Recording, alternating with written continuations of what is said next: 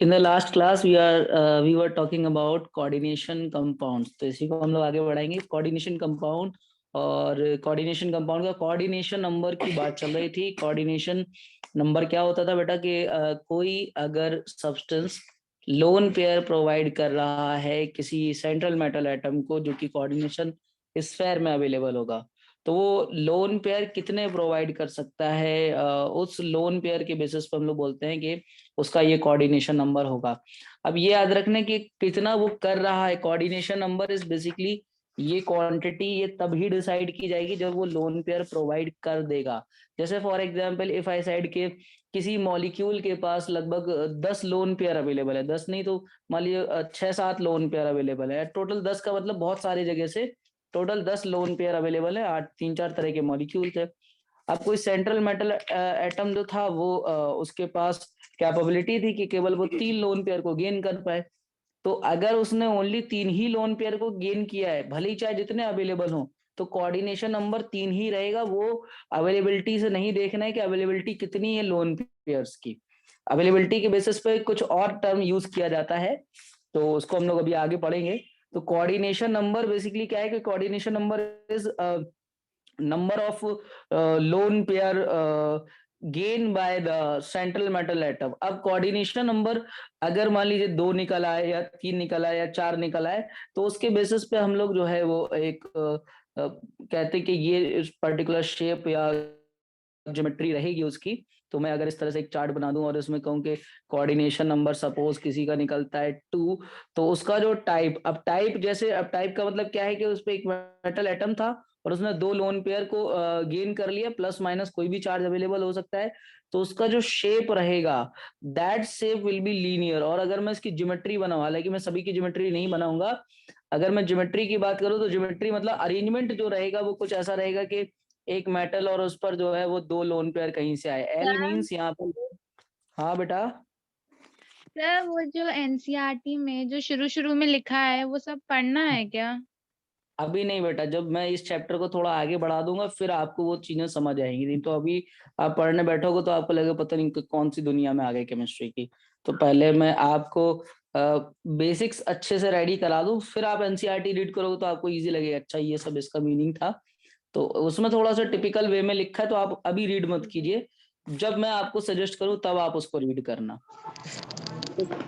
Coordination, Kunal mic बंद करो।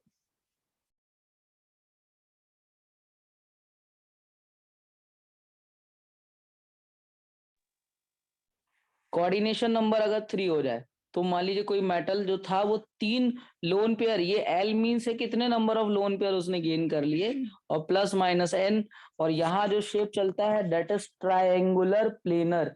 Triangular planar जो शेप रहेगा, ये ट्रायंगुलर प्लेनर तरह का शेप रहेगा। और इसको अगर आप इसका शेप देखोगे तो एक मेटल जो है वो 3 जगह से लोन पेयर को गेन कर रहा होगा, 3 मॉलिक्यूल से। तो वो मॉलिक्यूल्स पे डिपेंड करेगा कि मॉलिक्यूल्स कितने लोन पेयर वहां दे पा रहे हैं। अगर 3 दे पा रहे हैं तो फिर वो शेप ट्रायंगुलर प्लेनर। हमको लगभग 6 कोऑर्डिनेशन नंबर तक शेप याद रखना पड़ता है, क्योंकि आपसे डायरेक्टली जब आप कोऑर्डिनेशन नंबर निकाल लोगे तो आपसे पूछा जाएगा कि कोऑर्डिनेशन नंबर निकालने का भी एक और दूसरा मेथड देखेंगे, क्योंकि हम लोग डायरेक्टली नहीं कह सकते कि इतने ही लोन पेयर वो गेन करेगा। तो उसके लिए एक फॉर्मूला हम लोग सीखेंगे जिससे हम लोग नंबर ऑफ लोन पेयर कितने वो गेन कर पा रहे हैं, यानी कि कोऑर्डिनेशन नंबर उसका कैलकुलेट करना सीख जाएंगे। तो अगर कोऑर्डिनेशन नंबर का वैल्यू 2 से लेके 6 तक की रेंज में लाई करेगा, अब 5 मिल जाए 6 मिल जाए, तो 4 अगर जैसे आगे तो हम बोलेंगे कि ML4 हो जाएगा, ये प्लस माइनस एन। अगर 5 हो गए तो हम लोग बोलेंगे कि उसने 5 लोन पेयर ले लिए, तो ये प्लस माइनस एन। ये एल मींस लोन पेयर है जो कि किसी लिगेंड के थ्रू उसको मिल रहे होंगे, ये ML6, ये प्लस माइनस एन। तो इनके हमको शेप याद रखना है कि 4 के केस में टेट्राहेड्रल तरीके से अरेंज होंगे वो जो मॉलिक्यूल उसके सराउंडिंग में होंगे जो उसको लोन पेयर दे रहे होंगे, या 5 के केस में जो है वो ट्राइंगुलर बाई पिरामिडल शेप में होंगे, ट्राइंगुलर बाई पिरामिडल शेप में होंगे, बाई पिरामिडल शेप में होंगे। तो ये बाई पिरामिडल शेप में होंगे। और ये जो हमारे पास 6 के केस में हम लोग बोलेंगे ऑक्टाहेड्रल, ये शेप में रहेंगे ऑक्टाहेड्रल। तो ये इनके शेप भी आप स्क्वायर प्लेनर का आप शेप बना, ज्योमेट्री बना सकते हो, या ट्रायंगुलर प्लेनर की आप ज्योमेट्री बना सकते हो। तो ये ज्योमेट्रीज जो हैं वो आपको एक बार रीचेक करना पड़ेंगे सारी geometries.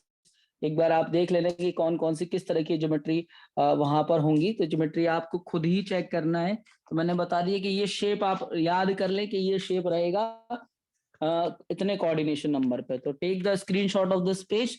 So we are starting a new topic that is types of ligands. ये लिगेंड वाला जो पार्ट है ये मेन पार्ट है और जो आपको बहुत अच्छे से याद रखना है, ठीक है, क्योंकि ये जो लिगेंड वाला पार्ट है it will help you for the naming of compound. तो आपको लिगेंड के नेम के ही बेसिस पे हम लोग कंपाउंड का नेम लिखेंगे। तो यहाँ जो लिगेंड्स का मैं टाइप आपको बताऊंगा तो वो अलग अलग बेसिस पे सिखाऊंगा कि वो हमारे पास जैसे on the basis of charge या on the basis of density, इस तरह के हम लोग देखेंगे कि कितने टाइप के लिगेंड्स होते हैं। तो अब जो मेजर पार्ट हमारा इधर इनिशिएट हो रहा है that is types of ligands. अब types of ligands it will help you in the naming of coordination compound. तो इसको आपको यहाँ याद करते हुए चलना है कि टाइप्स ऑफ लिगेंड्स हमारे पास। लिगेंड क्या होते हैं? वो मॉलिक्यूल जो कोऑर्डिनेशन स्फेयर के अंदर अवेलेबल थे, जो सेंट्रल मेटल एटम को लोन पेयर प्रोवाइड कर रहे थे। तो टाइप्स ऑफ लिगेंड जैसे हम लोगों ने पढ़ा था कि टाइप्स ऑफ कोऑर्डिनेशन कंपाउंड, उसमें अलग अलग केस स्टडी किए थे कि on the basis of this and on the basis of that, उसके हिसाब से हम लोगों ने उनके टाइप्स पढ़े थे। तो लिगेंड के जब हम लोग टाइप्स को स्टडी कर रहे हैं तो उसमें भी अलग अलग केसेस, जैसे अगर मैं बात करूं कि on the basis of charge. अब चार्ज इसका मतलब या तो पॉजिटिव हो या नेगेटिव हो या कोई चार्ज ना हो, यानी कि वो न्यूट्रल नेचर का हो। तो हमारे पास तीन तरह के लिगेंड होते हैं on the basis of charge. We can say जो लिगेंड्स होते हैं these are of three types that is negative, positive and neutral. अगर मैं बात करूं पहला नेगेटिव लिगेंड का, तो नेगेटिव लिगेंड को हम लोग क्या बोलते हैं? ऐसे ligands which have a negative charge. तो नेगेटिव लिगेंड्स की मैं सीधे सीधे लिस्ट आपको प्रोवाइड कर दे रहा हूं। याद रखना है कि नेगेटिव लिगेंड्स के टाइम पर आइड जो वर्ड यूज होता है, जैसे क्लोराइड, तो यहाँ पे आईडीओ क्लोराइडो वर्ड यूज होगा। जैसे सीएल जो है इसको हम लोग बोलेंगे क्लोराइडो। तो ये छोटे छोटे वर्ड आपको याद रखना पड़ेंगे। अगर बी आर पे नेगेटिव है तो दिस विल कॉल्ड ब्रोमाइडो। तो मैं पूरा एक आपको लिस्ट बना के दे रहा हूँ। ये ब्रोमाइडो है, ये क्लोराइडो है। इसी तरह से हमारे पास N-3 नाइट्रोजन पे तीन नेगेटिव चार्ज है तो उसको हम लोग बोलेंगे नाइट्राइड की जगह इसको नाइट्राइडो कहेंगे। और मान लीजिए हमारे O2-, ये परऑक्साइड होता है वैसे तो O2-2 है, इसको हम लोग बोलते हैं पर ऑक्साइडो या परऑक्साइडो। एक और मैं लेता हूँ O2H-, इस पे O2H-, इट इज कॉल्ड पर हाइड्रोक्साइडो। तो ये आपको याद रखना है सीधे। जिन नेमिंग से मैं इनको बोल रहा हूँ ऑक्सीजन-2, तो इसको बोलते हैं सुपर ऑक्साइडो, सॉरी ओनली ऑक्साइडो। ये O2 ऑक्सीजन पे -2 है। अगर O2 पे माइनस आ जाता, तो इसको बोलते हैं सुपर ऑक्साइडो, क्योंकि सुपर ऑक्साइड का फॉर्मूला होता है कि दो ऑक्सीजन के ऊपर एक नेगेटिव चार्ज। तो ये सुपर ऑक्साइडो हो गया। हम लोग दे सकते हैं सल्फाइड।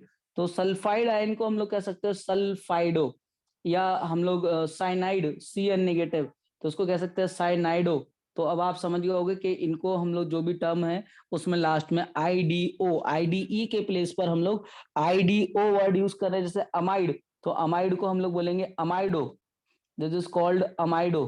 ठीक है, इस तरह से हमारे पास काफी सारे मैंने लिख दिए। OH- भी आप कह सकते हो, हाइड्रोक्साइड। तो ये सफिशियंट मैंने लिख दिए जो हमारे यूज में आ सकते हैं नेगेटिव लिगेंड्स। तो जैसे नेगेटिव है ऐसे ही पॉजिटिव होंगे, और ऐसे ही हमारे पास कुछ न्यूट्रल लिगेंड्स जो फेमस है, जिनका हमको नेमिंग में यूज आएगा। हम लोग अभी उन्हीं लिगेंड्स के बारे में लिख रहे हैं। तो take the screenshot of this page ताकि मैं नेक्स्ट पेज पे कुछ और लिगेंड्स के नाम लिख पाऊं, पॉजिटिव और न्यूट्रल के। Number 2 is positive ligand. तो नंबर 2 जैसे कि पॉजिटिव लिगेंड यानी कि इस पे पॉजिटिव चार्ज अवेलेबल होगा। तो पॉजिटिव लिगेंड्स जो होते हैं वो लिगेंड्स आप डेफिनेशन खुद ही बना सकते हो। डेफिनेशन मतलब आप कह सकते हो कि ligands which have a negative charge are known as negative charge ligand, और पॉजिटिव चार्ज लिगेंड और न्यूट्रल लिगेंड, तो जिनके पास कोई चार्ज ना हो। तो डेफिनेशन की इसकी नीड नहीं है। बट जैसे ये नाइट्रोसो ग्रुप है, अब अगर NO+ लिखा हुआ तो आप इसको बोलोगे नाइट्रोसो नाइट्रोसो, और लास्ट में नियम, ये हमारे पास नाइट्रोसोनियम, ये लास्ट में IUM यूज होगा। जैसे मैं बात करूं हाइड्राजीन NH2 NH3 हाइड्राजीन पे जैसे NH2 NH3 प्लस है, तो हाइड्राजीन जो है वो हो जाएगा हाइड्राजीनियम, हाइड्राजीनियम इसको कहेंगे। या जैसे Cl प्लस, अब क्लोरीनियम ये बन जाएगा क्लोरोनियम। या जैसे Br पे प्लस है तो आप इसको बोलोगे ब्रोमोनियम। इसी तरह से आप और लिख सकते हो एग्जांपल लाइक NO2 प्लस, तो NO2 प्लस हम लोग इसको कहते हैं नाइट्रोनियम। तो इस तरह से आप याद कर सकते हो। नेक्स्ट हमारे पास न्यूट्रल, पॉजिटिव के ज्यादा याद नहीं रखना है। न्यूट्रल लिगेंड, न्यूट्रल मतलब कोई उन पे चार्ज नहीं है, तो न्यूट्रल लिगेंड मतलब जिन पे पॉजिटिव नेगेटिव इक्वल हो जाता है वो न्यूट्रल हो जाते हैं। तो उनके एग्जांपल आप याद रख सकते हो, जैसे वाटर को हम लोग कहेंगे aqua, this is called aqua.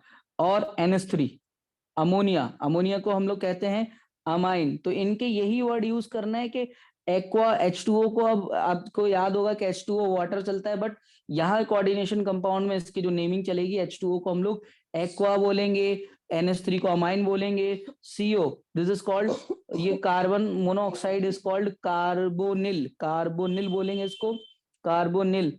और भी मैं यहाँ पर कुछ और एग्जांपल लिख रहा हूँ, ये न्यूट्रल लिगेंड के ही हैं। These are the examples of neutral ligand. तो जैसे कार्बोनिल और NO, this is called nitrosyl. Nitrogen monoxide को हम लोग कहेंगे नाइट्रोसिल। अगर एज अ लिगेंड हमको मिलेगा तो this will used as a nitrosyl.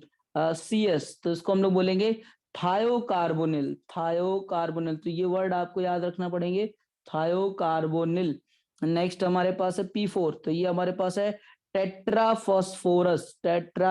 ये वही मैं फेमस वो लिख रहा हूँ जो यूज में आने वाले हैं। इसका मतलब ये नहीं कि इतने ही होते हैं, बट जो काम के हैं बस उनको ही लिखना है। जैसे ये डाई ऑक्सीजन, इसको ऑक्सीजन ना बोल के हम लोग डाई ऑक्सीजन कहेंगे।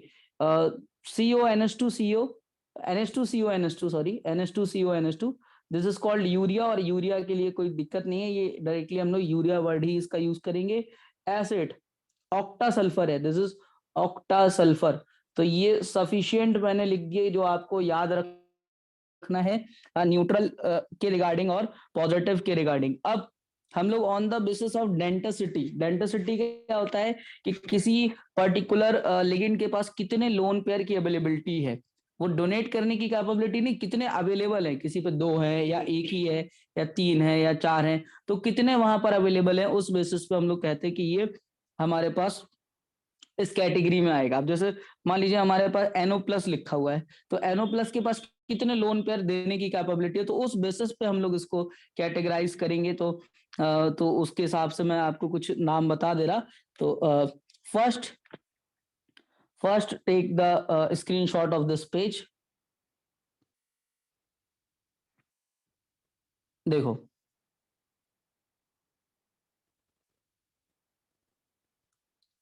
नेक्स्ट केस नंबर सेकंड, यानी कि on the basis of denticity. Denticity is basically the कितने number of lone pair available है किसी लिगेंड्स के पास, that quantity is known as denticity. तो on the basis of denticity,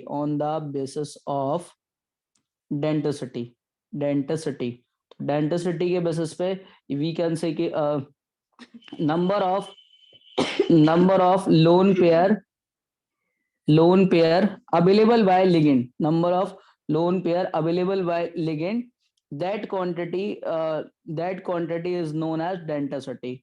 Now मैं इसमें जैसे कहूं कि पहला जो एग्जांपल, अच्छा इसके जो मैं टाइप्स की बात करूंगा कि कौन कौन से इसके टाइप है, याद रखना कि these are the most important. मैं जैसे कभी आपसे वर्ड यूज कर दूं मोनोडेंटेंट है, मोनोडेंटेड या यूनिडेंटेंट, तो आप तुरंत आपके माइंड में चलना चाहिए मोनोडेंटेंट का मतलब ऐसा मॉलिक्यूल है ये जिसके पास केवल और केवल एक ही लोन पेयर अवेलेबल होगा। जैसे हमारे पास इसके मोनोडेंटेंट मतलब only one lone pair available, only अब मैं सबके लिए नहीं लिखूंगा कि अब जैसे डाई लिखूंगा तो मैं आगे डेफिनेशन नहीं दूंगा कि कितने लोन पेयर अवेलेबल है, डाई, ट्राई, टेट्रा, पेंटा, हेक्सा, लगभग 6 तक हमको पढ़ना है और उनके सारे एग्जाम्पल्स बहुत अच्छे से याद करना है। अगर आपने एग्जाम्पल्स नहीं याद किए तो ये चैप्टर आपको बहुत ज्यादा परेशान करेगा, इसलिए आप याद रख लेना सीधे। और मैं इनके IUPAC नेम भी उन एग्जाम्पल्स के दे दूंगा, और कुछ को तो मैं लिख ही चुका हूं, कुछ के मैं और दे दूंगा। तो ओनली वन लोन पेयर अगर available, only one lone pair is available, one lone pair is available, then we will say कि दिस इज मोनोडेंटेंट और यूनिडेंटेंट लिगेंड। फॉर एग्जाम्पल इसके मैं बहुत कुछ नहीं, बहुत सारे एग्जाम्पल लिख देता हूं, जैसे CH3NC। CH3NC जो इसका IUPAC में नाम लिख रहा हूं, कॉमन नेम नहीं लिखूंगा। IUPAC जो हमको यूज करना है, कॉमन नेम भी हालांकि इसका यही है, मिथाइल आइसोसाइनाइड, मिथाइल आइसोसाइनाइड इसका कॉमन नेम भी है, और इसका IUPAC नेम भी यही यूज होता है। हमारे पास PH3 आप जानते हो, पीएच जो होता है, पीएच हम लोग किसके लिए यूज करते हैं, C6H5, यानी बेंजीन से अगर एक हाइड्रोजन निकाल दिया जाए तो उसको पीएच यानी कि फिनाइल कहा जाता है। ये आप ऑलरेडी जानते होंगे, इसलिए मैंने लिख दिया कि पीएच इज बेसिकली C6H5। तो इसको हम लोग, इसका जो IUPAC नेम हम लोग इसका यूज करते हैं वो कहते हैं ट्राइफिनाइल। ट्राइफिनाइल मतलब 3 फिनाइल है, ठीक है। ये इसको फिनाइल कहा जाता है, पीएच इज फिनाइल, जब बेंजीन से एक हाइड्रोजन निकाल दिया जाए। और इसको हम लोग बोलते हैं फॉस्फीन। फॉस्फीन, अच्छा, फॉस्फीन के अलावा इसको ट्राइफिनाइल फॉस्फेन भी कहा जाता है। तो अगर कहीं पर आपको फॉस्फीन के प्लेस पर, यहाँ पर INE के प्लेस पे ANE भी मिल जाए तो भी आप सेम नेम देना IUPAC का, मतलब सेम ही है वो। ट्राइफिनाइल फॉस्फीन जो है वो कॉमन नेम था, और IUPAC ने इसका ये वाला सजेस्ट किया फॉस्फीन, बट क्योंकि ये कॉमन नेम ज्यादा फेमस होने की वजह से इसको हम लोग एज इट इज यूज कर लेते हैं। इसके अलावा हमारे हमको C5H5N, तो ये C5H5N जो है ये कुछ इस तरह का, C5H5N को मैं इधर स्ट्रक्चर बनाऊं C5H5N का, तो कार्बन कार्बन कार्बन कार्बन, यहाँ कार्बन, यहाँ कार्बन, और यहाँ पर नाइट्रोजन, यहाँ पर ये नाइट्रोजन, इस तरह से। बाकी इसमें जो है हम लोग ये ऑल्टरनेटिव डबल बॉन्ड वगैरह ये सब लगा लेते हैं, तो ये डबल बॉन्ड इस तरह से, और सभी पे एक एक हाइड्रोजन, हम सबको हर एक कार्बन को एक एक हाइड्रोजन पकड़ा देते हैं, और यहाँ पर ये डबल बॉन्ड बना लेते हैं, और सब जगह हाइड्रोजन हाइड्रोजन हाइड्रोजन। तो दिस इज कॉल्ड, ये इसको हम लोग कहते हैं पिरिडीन। ये पिरिडीन का स्ट्रक्चर है, तो इसलिए इसका अच्छा नेम भी, इसका IUPAC नेम भी पिरिडीन ही है। This is called pyridine. तो ये आपको याद रखना है, मोनो वाले सारे एग्जाम्पल्स आपको याद रखना है। यहाँ तो मैं जो भी लिख रहा हूँ कि ये सब रफ है, जब आप नोट्स बनाओगे इसी लेक्चर से देख करके, तो अब आप वहाँ आप सारी चीजें लिख लेना अगर किसी को नहीं पता है। बाकी NH3 को मैं लिख दे रहा, NH3 का नाम तो अभी अभी मैं बता चुका हूँ कि NH3 जो है इट विल कॉल्ड अमाइन, ये अमीन कहलाएगा, सॉरी अमीन, डबल M आएगा। CH3NH2, CH3NH2 को हम लोग बोलेंगे methyl amine, this is called methyl amine. तो ये जितने भी एग्जाम्पल मैं लिखूंगा सब आपको याद रखना है। CO अभी मैं लिख चुका हूं, carbonyl, this is called carbonyl, जो कि अभी न्यूट्रल लिगेंड भी है। और NO जो है दैट इज कॉल्ड नाइट्रोसिल, ये दिस इज कॉल्ड नाइट्रोसिल। और अगर इस पे चार्ज था, याद होगा आपको, जब NO पर प्लस चार्ज आया था तो हम लोगों ने उसको बोला था नाइट्रोसोनियम। तो ये जो है इट विल कॉल्ड नाइट्रोसोनियम, ये इसका नेम लिखा था। इसके अलावा कुछ और एग्जांपल भी मैं इधर ही लिख दे रहा हूँ, जैसे CS थायोकार्बोनिल, तो ये भी मोनोडेंटेंट ही है, थायोकार्बोनिल। ये अभी मैं यूज भी कर चुका हूँ इसको, थायोकार्बोनिल। तो आपको याद करते हुए चल रहे हैं कि कौन कौन से हैं। पूरे हमारे पास जितने X नेगेटिव ये सारे जो हैं ये मोनोडेंटेंट है, याद रखना।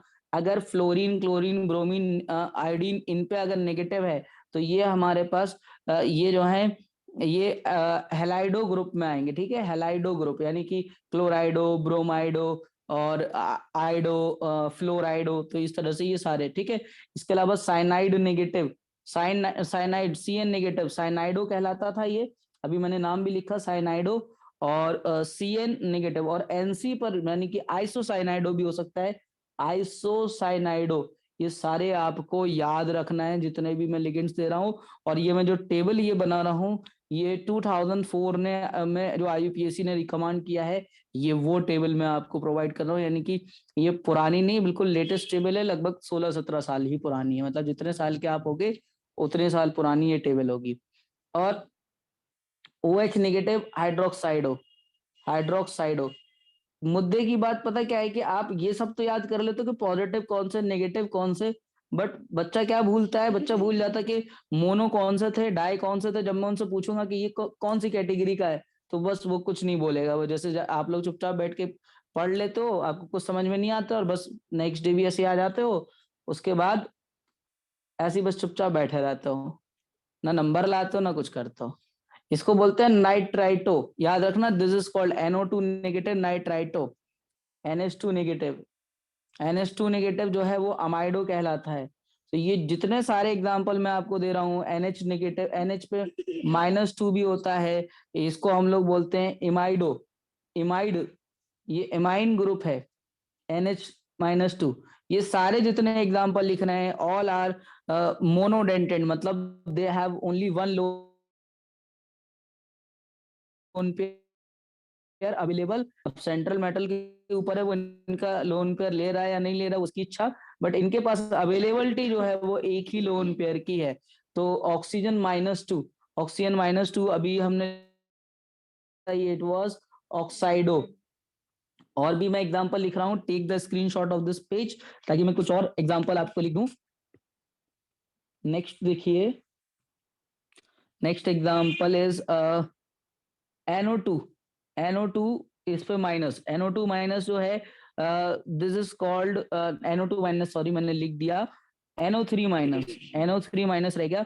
तो NO3 माइनस इज कॉल्ड नाइट्रेटो, नाइट्रेटो। ये याद रखना कि NO2 माइनस को मैंने नाइट्राइटो लिखा और इट इज नाइट्रेटो। और NH2 negative, NH negative N-3, हाँ नाइट्रोजन -3, ये नाइट्राइडो, दिस इज कॉल्ड नाइट्राइडो। अभी अभी मैंने बताया भी था कि नाइट्राइडो। और N3 माइनस अजाइड आयन, ठीक है, तो इसको हम लोग बोलेंगे azido, this is called azido. H negative hydride ion होता है, ये हाइड्राइडो कहेंगे इसको, हाइड्राइडो। और CH3, ये एसिटिक एसिड का जो आयन आता है, ठीक है, तो इसका नाम होता है एसिटेटो। ये जो भी वर्ड है ये सब मैं IUPAC वाले लिख रहा हूँ, कॉमन नेम इनके नहीं लिख रहा हूँ। SO4-2 ये सल्फाइड होता है, तो इट इज कॉल्ड सल्फेटो। और यही इनके वर्ड यूज होंगे जब आप D&F ब्लॉक पढ़ोगे, तब तक आप सारे कंपाउंड्स की नेमिंग करना अच्छे से समझ चुके होंगे। क्योंकि इसी, ये जो कंपाउंड्स हमको, इससे जो कंपाउंड बनते हैं बेसिकली D ब्लॉक के एलिमेंट्स ही इसी तरह के कंपाउंड बनाता है। H2O3 इस पे -2, अगर इस तरह का कुछ हमको मिलेगा तो दैट इज थायोसल्फेटो, थायोसल्फेटो। और लगभग शायद 30-40 तो हो गए होंगे, नहीं होंगे तो कर दे रहा। HSO3 minus, HSO,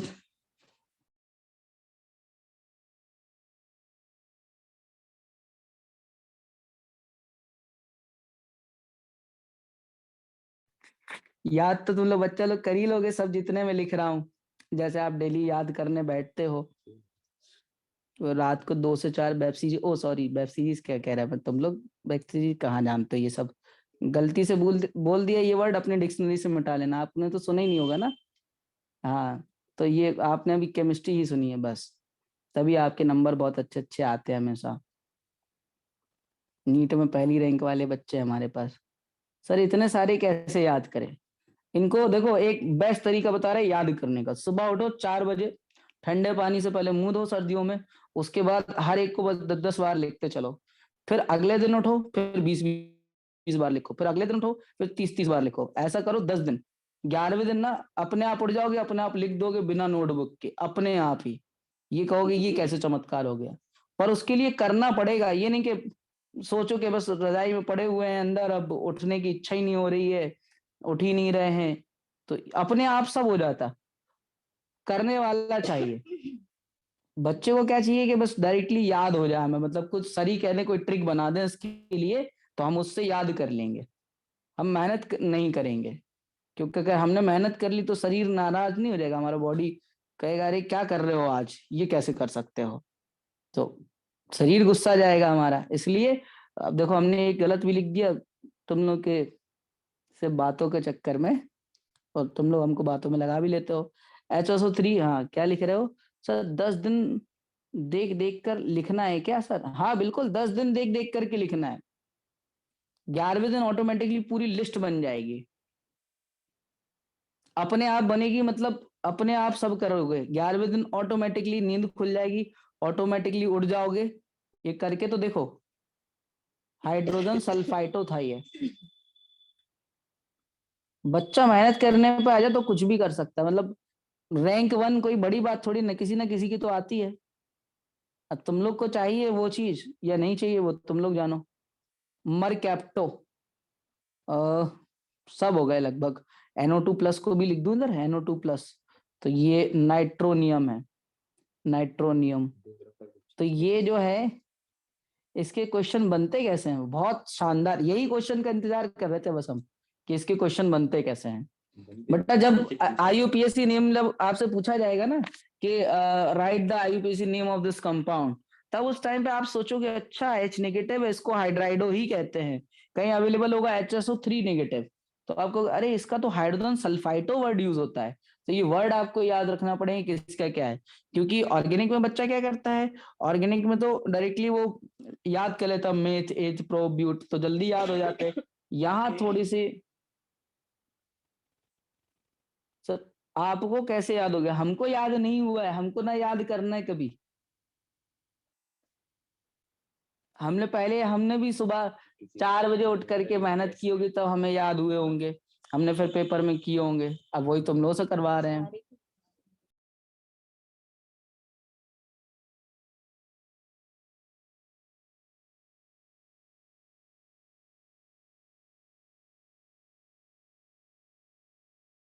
take the screenshot of this page. Sir page number 4 भी दिखा दीजिए।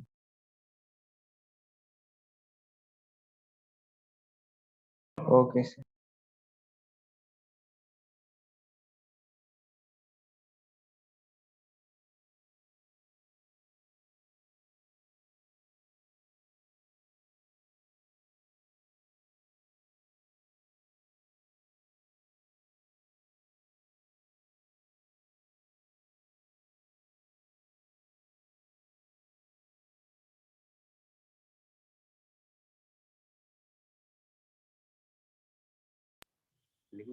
सुनो बेटा, अब जैसे ये मोनो थे, अब हम लोग देखेंगे बाइडेंटेंट। बाइडेंटेंट मतलब जो दो लोन पेयर अवेलेबल कराए, बाइडेंटेंट लिगेंड्स। तो अब जैसे जैसे ही हम लोग आगे बढ़ते जाएंगे, लिगेंड्स की क्वांटिटी कम होती जाएगी याद रखने के लिए। जैसे इसका एग्जांपल, पहला एग्जांपल है हमारे पास ethylene di amine, that is, इसका फॉर्मूला लिख दे रहा हूं, दैट इज CH2NH, और यहाँ पर CH2NH, इन दोनों पर एक लोन पेयर इधर अवेलेबल होता है, ये NH2 होता है, ये भी NH2 होता है, एक दो लोन पेयर अवेलेबल है। इसको हम लोग बोलते हैं इथाइलिन डाइअमीन, इथाइलिन डाइअमीन। और याद रखना कि ये टर्म का EN, मैं बार बार कह रहा हूं कि EN जब मैं कहीं लिख दूं आप समझ जाना कि इथाइलिन डाइअमीन कुछ इस तरह से होगा। ये बच्चा भूल जाता कि EN लिखा हुआ है, ये है क्या चीज, और ये कई जगह पे लिखा हुआ होगा EN है क्या, इथाइलिन डाइअमीन को लिखने का शॉर्टकट है। इथाइलिन डाइअमीन बाइडेंटेंट लिगेंड है। एक हमारे पास होता है ऑक्सलेट। ऑक्सलेट जो है ये कुछ इस तरह का होता है कि इस पे कार्बन कार्बन, यहाँ डबल बॉन्ड ऑक्सीजन, यहाँ डबल बॉन्ड ये ऑक्सीजन, इस पे जो कुछ दूसरे ऑक्सीजन होते हैं ये ऑक्सीजन, इनका लोन पेयर, जिसका मैं लोन पेयर दिखा रहा हूँ समझ जाना वहीं से ही लोन पेयर प्रोवाइड होगा, तो इसको हम लोग कहते हैं ऑक्सलेट। ऑक्सलेट जो है ये शॉर्ट में OX लिखेगा इसको। ये दूसरा एग्जाम्पल हो गया। थर्ड एग्जाम्पल देता हूँ इसी का। एग्जाम्पल नंबर 3 इज 1,10, रुको बना के देता हूँ इसको। ये कुछ इस तरह से, ये वर्ड जो है वो थोड़ा सा टिपिकल है, ये कुछ इस तरह का स्ट्रक्चर है। तो अब आपको शायद महसूस हो गया होगा कि इस चैप्टर को याद करना इतना भी सिंपल नहीं है जितना आप इनिशियली सोच रहे थे कि डेली डेली याद करते जाएंगे। कि 1,10 और मैं इसका नाम लिख रहा हूं that is PHENAN phenanthroline phenanthroline that will written as a phen। कहीं पर फीन वर्ड आपको लिखा हुआ मिल जाए, समझ जाना कि फिनेंथ्रोलिन 1,10 ये उसका स्ट्रक्चर होता है, जिसमें से इन नाइट्रोजन्स के पास लोन पेयर अवेलेबल होते हैं, यानी ये जो है वो बाइडेंटेंट की तरह वर्क करता है। तो जो भी मैं एग्जांपल लिख रहा हूं these are the most important example जो आपसे कहीं ना कहीं यूज में आ सकते हैं, तो मैं उन्हीं को लिख रहा हूं, बाकी जो काम के नहीं है उनको नहीं लिखूंगा। जैसे ट्राइडेंटेंट के कम एग्जांपल लिखवाऊंगा, पेंटा के और कम, हेक्सा का शायद 1-2 ही लिखवाऊं। तो आपको बस वही याद रखना है जो मैं क्लास के अंदर लिखवा रहा हूँ, इसके अलावा और कोई आपको याद रखने की नीड नहीं है। और आप समझ गए मैं ही इतने सारे दे दे रहा तो क्या और याद करोगे।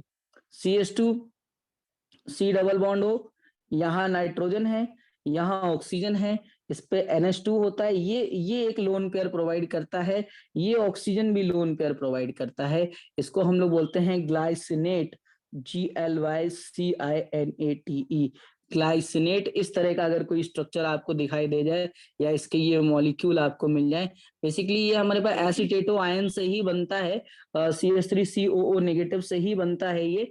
तो उसके फॉर्मेशन कहाँ से हो रहा है वी डोंट केयर, हमको तो डायरेक्टली याद रखना है कि ग्लाइसिनेट जो है इट इज GLY, ग्लाई लिखा मिलेगा आपको कहीं ना कहीं ये वर्ड, कहीं इन मिलेगा, कहीं ऑक्स मिलेगा, कहीं फीन मिलेगा, कहीं ग्लाई वर्ड मिलेगा। तो इनके आप पूरे मीनिंग याद रखना कि किसमें क्या यूज होता है। नेक्स्ट एग्जांपल बता रहा हूँ, take the screenshot of this page. Next is